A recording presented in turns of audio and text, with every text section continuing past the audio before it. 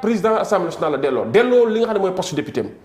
loolu tamit ma leeral ko mandat député bi delloowu ko El Malick Ndiaye est toujours député. oui ba loolu amee ñii wër di wax ñëpp ils sont dans la manipulation maanaam ñii wax naan c'est illégal forcing ban forcing moo ci am li leen tiital mooy pourquoi Ousmane Sonko dellu si à l'Assemblée nationale ba nar jiite Assemblée nationale ñoom loolu lañ sentiroon mais ñun loolu suñu choix la en tant que groupe parlementaire suñu choix la si dayoo Ousmane Sonko suñu choix la ci xam-xamam suñu choix la ci bëgg Sénégalam suñu choix la ci également li nga xam ne xam na ko en terme d'expérience en terme de combat ak dossiers yi nga xam ne war na ci apporter li nga xam ne mooy tuusam pour effectivement Assemblée nationale bi nga xam ne il est en train de jouer un rôle d'institution de contrôle parlementaire de vote de la loi mais également de suivi évaluation des politiques publiques boobu Assemblée nationale je pense que bu surtout Ousmane Sonko duggee day gën a ñoŋ day gën a jàppandal alors ci loolu lañ nekk ñu nekkuñu si ay waxu wax dëgg yàlla si querelle de borne fontaine mais ñu ngi nekk si principe yi ñu ngi si débat par contre gis naa nag une certaine opposition qui s'agite man dama bëgg Fatou Abdou nga nit quand tu fais le tour du Sénégal ne jox leen ma ñu jox la pour nga dem représenter le peuple sénégalais waroo mën a dawee débat bi nga xam ni foofu mooy la représentation nationale maanaam fi muy amee waroo fa mën a daw c'est pas un boycott c'est un manque d'argument de la part de certains opposants et puis ñëpp a dem il y a eu des opposants yoo xam ne dañu ngi woon ci biir salle bi et mieux ils ont voté pour. ah oui. oui parce que sur 133 votants 132 ont voté pour l'élection de Ousmane Sonko. Et une absence. Le vote est secret. Il y a une absence. Personne n'a voté contre.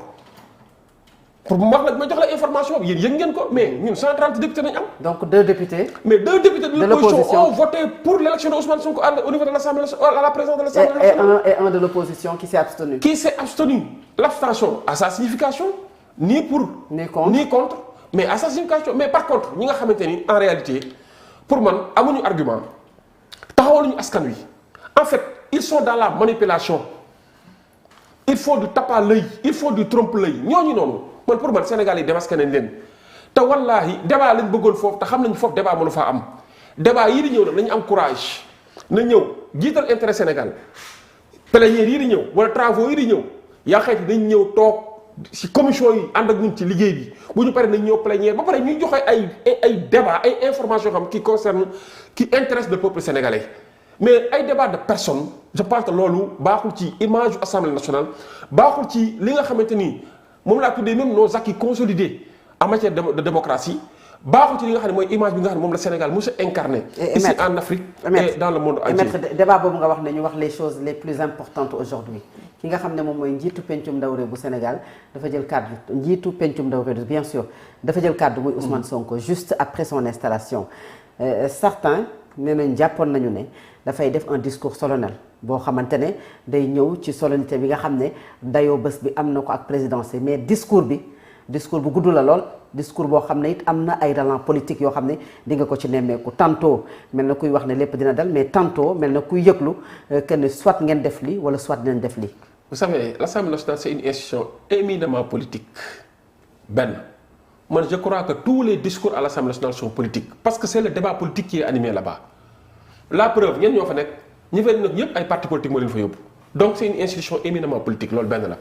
ñaareel bi effectivement la cérémonie est solennelle la plénière est solennelle mais man pour man le discours est beaucoup plus solennel et c'est là où c'est important Ousmane Sonko lan la wax ci biir discours am d'abord il a tenu à rendre hommage à son prédécesseur El Malick Ndiaye c'est important rappeler El Malick Ndiaye la mu def ci biir Assemblée nationale ñun ñu siy seede des témoins vivants El Malick Ndiaye a révolutionné l'Assemblée nationale très sincèrement indi fa ay xarala indi fa accompagner ñun ci ay jumtukaay accompagner moderniser même li nga xam ne mooy administration assemblée te yàlla xam na ni lii di administration agent yi fa fekk non gis naa tey ñu jooy parce que gis nañ seen yéene ci El Malick am ci ñoom boobu ci pare dafa rendre hommage ki nga xam ne mooy suppléant bi nga xamante ni dafa ñëwoon toogal ko ci postam bi wax fi mu jaar ak moom wax ni mu sonné ci parti bi boobu si jógee nag en tant que Ousmane Sonko li mu rappelé lenn kese la mooy vertu yi nga xam ne moo guidé woon notre engagement en politique et c'est très important li ma gën a retenir ci mu ni pouvoir du c'est pas un confort du confort moo ko war a guider du peur moo ko war a guider du ay calcul moo ko war a guider mais xanaa xam nga loolu mooy suñu cëslaay politique loolu daanaka mooy sookul bi nga xam ne moo ñu yóbbu ci politique maanaam daw confort don le choix pour la patrie lañu wax lu ñu nekk peur parce que ñun bu ñu tiitoon duñ dem xeex ba ay nit ay suñuy doom suñuy rakk suñuy jarbaat génn àdduna ci biir combat bi ñii ñàkk ci seen liberté du ay calcul parce que dañoo jàpp ni nguur tënkuñu ñun calculer wuñu parce que dañoo jàpp ni lii jaamu yàlla la. loolu moo tax man discours am dama gis ni c'est un discours de rappel bi nag dafa jàpp ni bépp station boo mën a occupé foo mën a nekk ci état war nga mën a servir en toute loyauté génn ay aaya génn ay saar génn ay xadis rappelé ñu ne suñu giddi yooyu suñu vénéré yooyu cité na le prophète sallallahu alayhi wa sallam cité na Cheikh Ahmadou Bamba cité na Cheikh Anta Diop cité na Mamadou Dia wax ni ñooñu liñ fi sonn ak liñ fi def rappelé valeurs yi nga xam ne ñoom lañu mës a jaay Sénégalais yi Ousmane Sonko discours bu mu def tey y a pas un discours beaucoup plus solennel à titre de rappel des valeurs rappelé li nga xam ne moo war a nekk jëm taxawaayu député taxawaayu ministre wax ni tamit effectivement et c'est important rappelé yoo xam te ni nag c'est des principes purement politiques parce que ñun ñooy parti Pastef ñun la Sénégalais yi wóolu jox ñu dénk ñu loolu tamit bu ko kenn réere mbir ñun parti Pastef ñun ñoo majoritaire dem na sax ba xaw a dugal tuuti humour na ñun ñoo majoritaire ci pouvoir bi ñoo majoritaire ci opposition bi ndax nekk pouvoir nekk opposition ma mënut a nekk. voilà xam nga loolu da kaa wax nii rek pour wax ne ñun ñoo fi nekk parce que loolu mënut a nekk ne ñun ñoo fi nekk tànk moom dañ koy tàllal maanaam bu ñuy xëccoo peut-être suñu biir la ñuy xëccoo mais ñun dañu d'accord ne ñun ñoo majoritaire loolu am solo la benn bi suñu majorité nekkul lu ñu xëy rek këf ko dañ ko liggéey ba jël ni parti bi sax nekkatul ab parti bu ñu créé ab si kayit nii kese mais parti bi benn philosophie de vie la c'est un idéal c'est des engagements individuels mais la somme dafa nekk benn idéal dafa nekk benn philosophie de vie dafa nekk benn projet comme ni ñu ko mën a tënkee mu nekk benn projet boo xam te ni ñun dañoo jàpp ni projet boobu lañ jaay Sénégalais yi te projet boobu ñu jaay Sénégalais yi moo tax Ousmane Sonko n'a jamais eu à nous inviter autour de sa personne non mais autour d'un idéal qui est ce projet loolu moo tax ba ñu demee ba ñu dissoudre nañ parti bi dañ ko dissoudre sa ëllëg sa parti bi jël pouvoir bi loolu laa la wax ni c'est important ñu koy rappeler te Ousmane Sonko ci loolu la ñu woo wax ñu ni politique du mbirum ragal parce que politique il faut ñu comprendre ne liñ jaayoon Sénégalais tey ils sont toujours des témoins vivants ce sont nos contemporains Sénégalais yooyu ñëw taxaw di ñu surveiller ba pare pour lépp nag parce que dañoo joxe lépp pour ñu egg ci fii dañoo sacrifier pour ñu egg si fii joxe seen liberté pour ñu egg si fii Ousmane Sonko rappelé na que ñi ñàkk seen liggéey pour ñu egg si fii ñi tëdd kaso pour ñu toll fii. et maître sànq yaa ngi koy wax le président de l'Assemblée nationale. je perds le fil quoi. non parce que nag damay relance pour bañ nga génn foofu noonu moom moo tax sànq wax nga ko le président de l'Assemblée a beaucoup insisté sur la morale politique. En prenant l'exemple de la Grèce antique wax nga ko tout à l'heure de Cheikh Ahmadou Bamba des prophètes également mais loolu est-ce que du dafa bëgg a wax ne aujourd'hui El Hadji Malick Ndiaye Ismaïla Wane dañu nekk contraire u Bassirou Diomaye Faye. non attends xam nga Ousmane Sonko moom lépp lu mu wax dañuy yem ci la mu wax maanaam bu nekkoon leneen la gis da koy wax xam nga tax ma wax la lool ba mu démarré ci premier ministre bu bees bi lan la njëkk a wax loolu Fatou Abdou nga may ma rek ma fàttali ko dani moom moo ko jël indi ko ci gouvernement bi parce que dafa am yaakaar nit ku liggéeykat la benn boroom xam-xam la mu ne malgré am nañ ay divergence ci fànn bi ci pàcc bi ci wax ci lan lañ am divergence loo xam dégguñu te loolu divergence pour man divergence de principe la et d'orientation et c'est tout à fait normal ay nit du ñu am seen xam-xam am dayoo ñuy réew mi yaakaar leen moom mu fekk ka fenn dem jëlee ko ne ñëwal nga servir le Sénégal xam nga kooku am na yaakaar ci moom xaj na nañ dem ba sa biir comme ça nous arrive nous tous nga gis ni sa principal collaborateur moo naa la man a gisewu ma ko nii ñu am ci divergence la mën naa dem ba génn fi ngeen di liggéeyee dem ca biti loolu tamit lu mën a nekk la te assumé na ko nee na ba mu jógee secrétariat général du gouvernement fi ñu ko njëkkoon a dugal moom moo ko yóbbu fi nga xamante ne mooy ministre chargé du suivi en tout cas en résumé de l'agenda 2050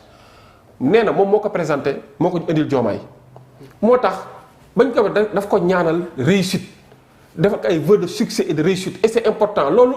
c'est une preuve d'humilité c'est une preuve de responsabilité de hauteur et d'élévation c'est très important ba mu si jógee nag li mu wax leer na parce que effectivement dafa dégg ci discours kooku ne dafa bëgg liggéey ak Pastef mu rappelé que ne ko boo bëggee liggéey ak Pastef dafa am neneen looy defee parce que boo demee bay consulter ba bañ lay jël déjà consulter wuñ Pastef te Pastef mooy le parti majoritaire ñu dégg ne tamit yaa ngi wax ak ay nit te waxoo ak Pastef on ne peut pas faire du Pastef sans le Pastef et loolu tamit c'est important mbir mi mooy duñ delloo ñu ko ci ay nit dañ ko delloo ci ay principe parce que nag loo mën a wax na nga nangu ni Pastef mooy le parti qui est au pouvoir Pastef mooy le parti majoritaire et au niveau de l'exécutif et au niveau de législatif du pouvoir au niveau de l'Assemblée nationale Pastef mooy contrôler l'appareil d'État le pouvoir central c'est Pastef bu ñu demee ba au soir du mandat c'est Pastef qui doit rendre compte devant le peuple sénégalais c'est Pastef qui va demander à ce que la confiance soit renouvelée loolu moo tax ma jàpp ni ñun bu ñu yemee ci ay waxam kese gis nañu le rappel est bon et le rappel profite aux croyants li si des nag mooy nañu jéem a xool lu ñuy def tabaxee ci réew mi nañu jéem a xool nu ñuy fexe sénégalais yi souffrance yi ñu nekkee ñu génn leen ci nañu jéem a xool engagement yi nga xam ne état jël na ko envers l'international ñu fexe ba engagement yooyu mu respecté ko nañu jéem a xool pax yi nga xam ne fekk nañ ko fii muy ay kamb yu bari boobu ba léegi dañuy liggéey pour fatt ay kamb nañu fexeel ba kamb yooyu nañu fexe ba bu ñu koy fatt ñu ko bañ ko gasat yi nañu fexe ba xool ne ñun li ñu woo ci sénégalais yi mooy ñu am souveraineté moom suñu bopp waxuñu nag ñu yem si suñu bopp nag mais dinañ moom suñu bopp mënal suñu bopp waaye ubbeeku bitim réew pour mu taxaw ci maanaam discours bii ngeen di tenir nii en tant que vous wax nga ko léegi c'est-à-dire ce qui est peut-être inédit pour la première fois un parti taxaw ne il est en même temps au pouvoir et dans l'opposition mais yéen bi ngeen nekkee pouvoir 2 ans yi rek après dinañ ñëw ci comment nanuñ comprendre ne nekk pouvoir nekk opposition mais discours bi ngeen di wax nañ fexe yéen la ñu jox pendant 2 ans yéen a war a jox sénégalais yi le débat utile et surtout par rapport ak les urgences de l'heure yi nga fi cité tout à l'heure Fatou Abdou oui je pense que bu parti yëpp defoon ni Pastef heure bi doo fi dégg ay débat revue de mbedd bu parti yëpp defoon ni Pastef di def heure bi doo fi dégg ay débat de personne bu parti yëpp defoon ni parti Pastef heure bii di nga gis ni di nga gis qualité di nga gis niveau di nga gis parce que Pastef nag loolu nag on touche du bois depuis l'opposition Pastef moo fi imposé sax daanaka débat boobu débat programmatique débat sur les principes débat sur les idées Pastef moo ko indi débat sur les libertés publiques débat sur la transparence débat sur la bonne gouvernance Pastef rek moo ko fi indi ñeneen ñi nga xam ne mosuñu am argument nag seen argument moo nekk diw sàcc la diw dafa def nangam diw salafiste la diw rebelle la diw nangam sangam ñoom loolu moo nekkoon seen argument te boo xoolee ba tey jii c'est dommage man pour man opposition bi waroon nañoo mën a jàng ñun fu ñu jaar ba egsi fii ak li nga xam ne imprimé nañ ko pour jox leen ko mu nekk une touche qui revient au Pastef ñu jàng ci jéem a xam ne Sénégal yi fii lañ bëgg ñu jëm ak ñoom ay